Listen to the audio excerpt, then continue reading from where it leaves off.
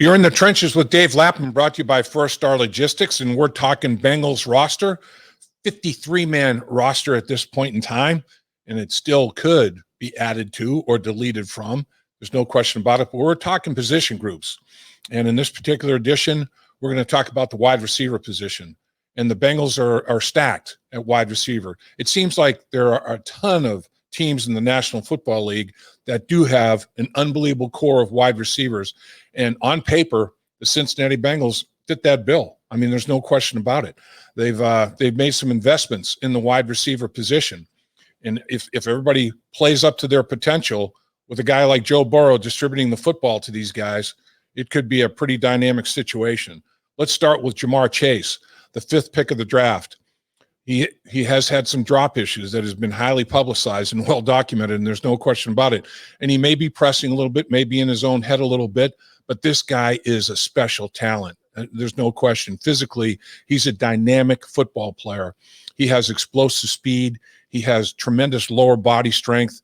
He's going to be a load. When he catches the ball in space and he's one-on-one out there, it's like a running back with the football in his hands. The fun starts after the catch with Jamar Chase. But the thing is, you got to make the catch. You got to make sure that you can perform after the catch. And don't try to perform after the catch before you make the catch. Make sure you make the catch.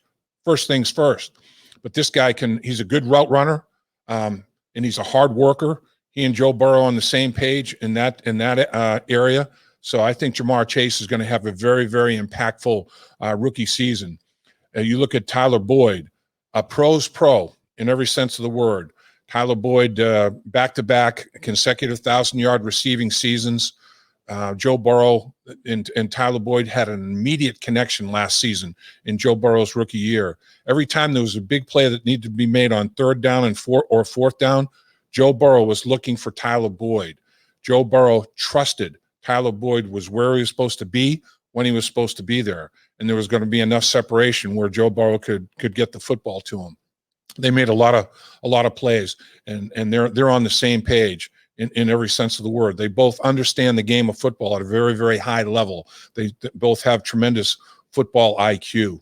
Next up at the receiver position, T. Higgins. And I'm not putting them in any particular order, number 1, number 2, number 3. But T. Higgins, this guy is a big wide receiver.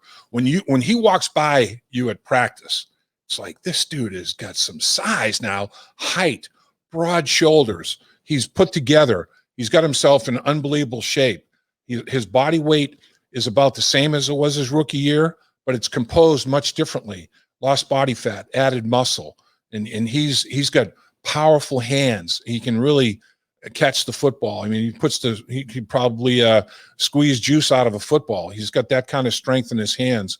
So he's a big playmaker. T. Higgins is somebody that steps up when an opportunity presents itself where a play has to be made. T. Higgins wants the football, wants to be great, and that's the biggest thing. You can't shy away from the big stage. T. Higgins relishes the big stage. He wants every opportunity he can possibly get to walk out on that big stage. So he's a playmaker extraordinaire. He's got the size to do some damage in the middle of the football field. When he runs shallow crosses, he's a big target. It's almost like quarterbacks are looking at a tight end, when T. Higgins is running his short intermediate routes. But the thing about him is he has the foot speed to get over the top. He's got some deceptive speed, can run by people as they're in coverage as well. So he's a fine football player. There's no question about it. First pick of the 2nd round, theoretically in about the same category as a late 1st round draft pick, and he stepped up and played that way as a rookie. Tied Chris Collinsworth's record for catches as a rookie. That's saying something right there. If he didn't get hurt early in the last game of the season, he probably would have set a new record in that regard. So T. Higgins is special. At number 4 on the list, Auden Tate, probably as good a 4th receiver as there is in the National Football League. Auden Tate is a big, physical, powerful receiver as well.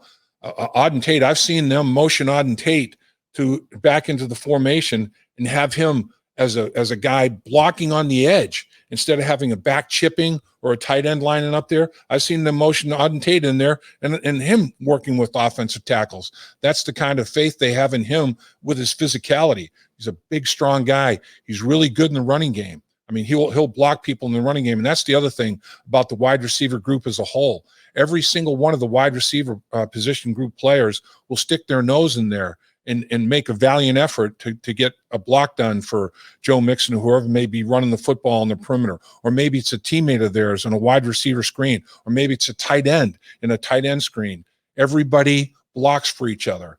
Auden Tate is an outstanding blocker on the perimeter. Auden Tate is a big target on third down and in the red zone with that size. And I was talking about T. Higgins' hand strength. Auden Tate, it's ridiculous. Auden Tate can squeeze the air out of the football, I think, as well as anybody. Once he gets his hands on the football, it is an upset if the ball ends up on the field of play. Once he gets his hands on it, it is his possession. He's got that football. And that's a big sense of security and a big security blanket for just about any quarterback that you want to talk about in the National Football League. So then guys that are further down, a little bit further down on the roster in terms of wide receivers, and Mike Thomas, very capable wide receiver. He's been exposed to Zach Taylor's offense before he came to the Cincinnati Bengals when he was out on the West Coast with Zach as well. But his big forte, his big strength, his big contribution to the football team is in special teams. He is a core special teams player for Darren Simmons. He's a gunner outside covering punts, as good a gunner as you're going to find in the National Football League. He can go cover kicks as well. Kickoffs, he can block for a punt return. I mean, he's an outstanding all-around special teams player. Stanley Morgan, another wide receiver, is the same type of player. He's a core player on Darren Simmons' special teams group as well in terms of being a gunner and participating in extensive special teams snaps. So, those are the players that we're going to be talking about first and foremost. The two Trents, poor Trenton Irwin. He was on the final 53-man roster. He was let go to pick up other players. He's on the practice squad, not on the practice squad. What are they going to do with him? Trent Taylor is on the practice squad, so the Bengals do have other options on the practice squad. The two Trents are guys that they could always come back to because they went through all the training camp with them and understand every nuance of the offense, and they can contribute on special teams as well. So the wide receiver position group for the Cincinnati Bengals will have a big impact on the success of the football team this season. Hi, Dave Lapham here. Have you heard about In the Trenches with Dave Lapham, presented by First Star Logistics? Catch new episodes from the world of sports and broadcasting. Search for In the Trenches with Dave Lapham on YouTube or wherever you get your podcasts.